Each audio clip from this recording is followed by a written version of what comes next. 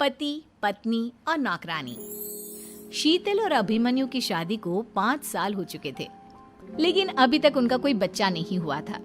इसकी वजह से शीतल और अभिमन्यु परेशान रहते थे, लेकिन उन दोनों से ज्यादा परेशान थी शीतल की सास, यानी अभिमन्यु की माँ जानकी देवी। जानकी देवी चाहती थी कि जल्दी से जल्दी उनकी गोद में पोता या पोती आ जाए, और इसीलिए वो अपनी बहू शीतल को लेकर एक दिन हॉस्पिटल पहुंची।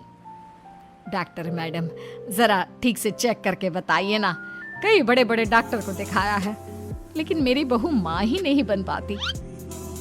मैंने शीतल को बहुत अच्छे से चेकअप किया है। देखिए, बात यह है कि शीतल के अंदर माँ बनने की कैपेसिटी नहीं है। ये आप क्या कह रही हैं डॉक्टर साहब? कोई तो इलाज होगा ना, कोई दवाई दे दीजिए। देखिए, कुछ प्रॉब्लम ऐसी होती है जिनका कोई ट्रीटमेंट नहीं होता। आई एम सॉरी टू से, लेकिन शीतल कभी माँ नहीं बन सकती, क्योंकि उसके यूट्रस में अंदर से ही कुछ प्रॉब्लम है। घर आने के बाद क्या हुआ माँ? कहाँ लेकर गई थी आप शीतल को? अरे कहाँ लेकर जाती, डॉक्टर मैडम के पास ले गई थी, लेकिन तेरी बीवी तो कभी माँ बन ही नहीं सकती। मम्मी जी, इसमें मेरी क्या गलती? अगर अंदर से कोई प्रॉब्लम है तो उसमें मैं भी कुछ नहीं कर सकती। जानती हूँ, ये बात डॉक्टर के मुंह से सुन चुकी हूँ। अब दोबारा मेरे सामने इस बात का गाना मत गा। अरे माँ, परेशान होने की जरूरत नहीं है, अब सोचते ना कुछ। अरे क्या सोचेगा तू? जब डॉक्टर कह चुका है कि तेरी बीवी माँ नहीं बन सकती, तो बता क्या सोचेगा तू? कहाँ से लाएगा बच्चा? माँ, ये तो मैं भी नहीं जानता। अभिमन्यु, क्यों ना हम अनाथ आश्रम से एक बच्चा गोद ले आए? क्या फर्क पड़ता है बच्चा हमारा हो या गोद लिया हुआ? आई बड़ी बातें बनाने वाली। क्या फर्क पड़ता है? अरे क्यों फर्क नहीं पड़ता? मुझे इस वंश को आगे बढ़ाने के लिए मेरे बेटे का खून चाहिए, किसी दूसरे का नहीं। लेकिन माँ, अब जानती है कि ये अब पॉसिबल नहीं है। मैं कुछ नहीं जानती। मैं किसी पराये की औलाद को इस घर में अपना पोता या पोती बन के बढ़ता हुआ नहीं देख सकती। मेरा वंश मेरे बेटे के खून से ही आगे बढ़ेगा। लेकिन मम्मी जी, ऐसा कैसे हो पाएगा? आप अच्छी तरह जानती है ना, मेरा और अभिमन्यु का बच्चा नहीं हो सकता। तो मैं अपने बेटे की दूसरी शादी करवाऊंगी, और अपनी दूसरी बीवी से ये मुझे बच्चा पैदा करके देगा। ये आप क्या कह रही हैं माँ? मैं किसी और से शादी नहीं करने वाला। मेरे रहते हुए आप अभिमन्यु की शादी किसी और से करवाएंगी? मम्मी जी, आप ऐसा कैसे कर सकती हैं? तू बस देखती जा बहू, मैं ऐसा कैसे कर सकती हूँ। कुछ दिनों के बाद, अभिमन्यु, मैंने तेरे लिए लड़की ढूंढ ली है।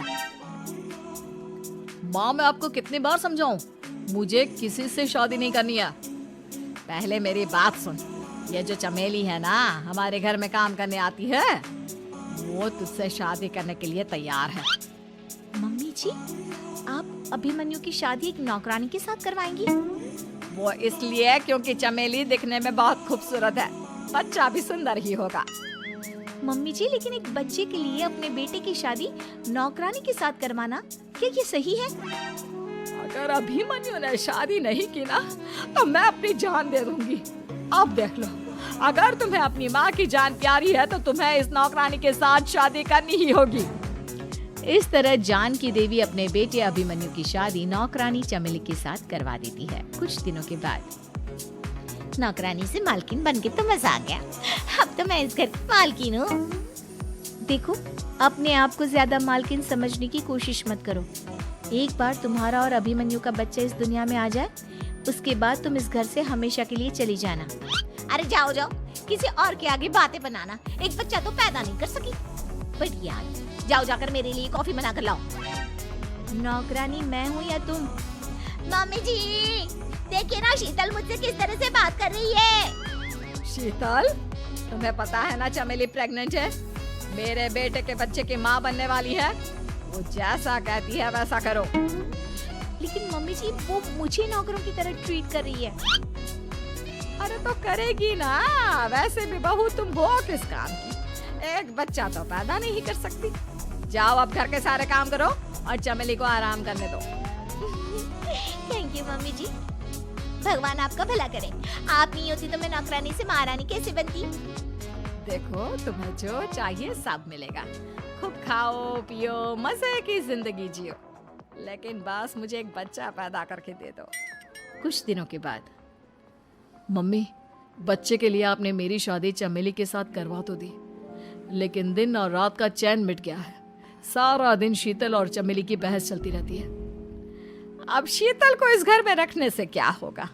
मैं तो कहती हूँ उसे घर से निकाल दो, है भी किस काम की। मैं ऐसा नहीं कर सकता माँ, वो मेरी पत्नी है, उससे बहुत प्यार करता हूँ मैं। तुम्हारी पत्नी चमेली है, चमेली, उससे प्यार करो। अरे तुम्हारे बच्चे को जन्म देने वाली है वो। अभिमन्यु, मैं खुद ही इस घर से चली जाती हूँ। वैसे भी अपने ही घर में नौकरों की तरह रहकर परेशान हो चुकी हूँ। घर की नौकरानी मेरे ऊपर हुक्म चलाती है, वो तुम्हारी पत्नी बन चुकी है। अब मेरा इस घर में क्या काम? अभिमन्यु के बार बार रोकने पर भी शीतल उस घर से चली जाती है। कुछ दिनों के बाद चमेली एक बच्चे को जन्म देती है। भगवान ने मेरी सुन ली, मेरे बेटे का घर भर गया, उसका अपना बच्चा इस दुनिया में आ गया। मम्मी जी, बच्चे को हाथ लगाने से पहले मेरी एक शर्त तो सुन लो। तुम कहना क्या चाहती हो चमेली? आपकी मम्मी को बहुत शौक था ना अपने पोते को खिलाने का। अब देखो, इस दुनिया में हर चीज की कोई ना कोई कीमत तो होती है। तुम अपनी आधी प्रॉपर्टी मेरे नाम कर दो, बच्चा तुम्हारे नाम। अरे लेकिन मैंने अपने बेटे से तुम्हारी शादी करवाई है, अब ये सौदेबाजी कहाँ से आ गई? जो औरत अपनी बहू को घर से निकाल कर एक नौकरानी के साथ अपने बेटे की शादी करवा दे, तो सौदेबाजी कर ही सकती है ना।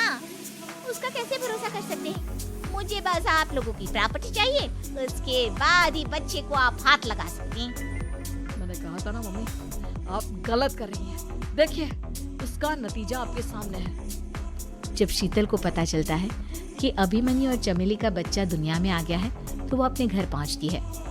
अभिमन्यु, कहाँ है आपका बच्चा? क्या मैं उसे देख सकती हूँ? कुछ भी मत पूछो शीतल, माँ की हुई एक गलती हम लोगों पर भारी पड़ रही है। वो नौकरानी अपनी औकात पर आ गई है और अब हमसे अपनी आधी प्रॉपर्टी मांग रही है, वो भी बच्चे के बदले में।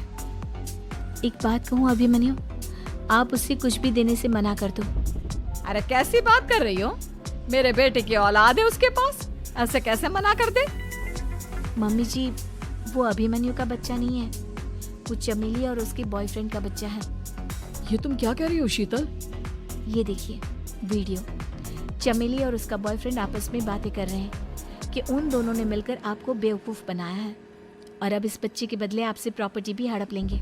हे भगवान, ये मुझसे क्या हो गया? ना तो बच्चा मिला और अपने बेटे की नौकरानी के साथ शादी करवा दी सो अलग। अब क्या होगा? मुझे माफ कर दो शीतल, मेरी वजह से तुम्हें बहुत तकलीफ हुई है। अभिमन्यु, मैंने कहा ना, उस नौकरानी को उसके बच्चे सहित इस घर से बाहर निकाल दो। लगता है मेरे अभिमन्यु का बाप बनने का सपना अधूरा ही रह जाएगा। अभिमन्यु, अपनी मम्मी से कहो कि परेशान ना हो। आपको याद है एक बार हम एक IVF सेंटर गए थे, मैंने फिर से वहाँ जाकर बात की थी और आपको पता है इस बार मैं प्रेग्नेंट हूँ, क्योंकि हमने वहाँ पर प्रोसीजर करवाया था जिसकी वजह से मैं प्रेग्नेंट हो गई थी और इस बात का पता मुझे बस कुछ महीने पहले ही लगा है। हमारा बच्चा इस दुनिया में आने वाला है अभिमन्यु।